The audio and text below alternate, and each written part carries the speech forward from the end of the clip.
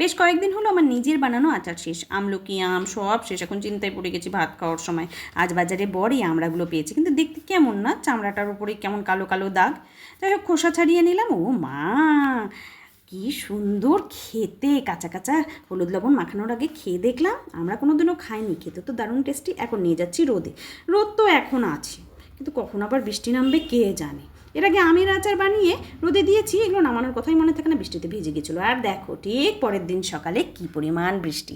যেহেতু আচার বানাবো এখন, এরপর থেকে একটানা যখন রোদ থাকবে তখন আচার বানানোর প্রস্তুতি নেব, যাতে বৃষ্টি চলে আসে। আর এই জন্য আমি কাল সারা রাত ফ্যানের নিচে রেখেছিলাম, যাতে ভেজা ভেজা ভাবটা না হয়, একটু ঝরঝরে থাকে। যাই হোক দুপুরের দিকে একটু রোদ উঠেছিল, ওতেই হয়ে যাবে। এখন বানাচ্ছি গুড় দিয়ে আচার।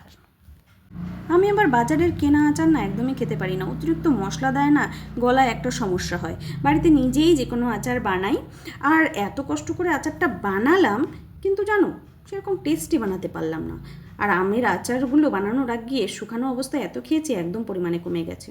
যাই হোক আচারটা বানালাম, আজ প্রথম বানালাম, খুব একটা টেস্টি হয়নি।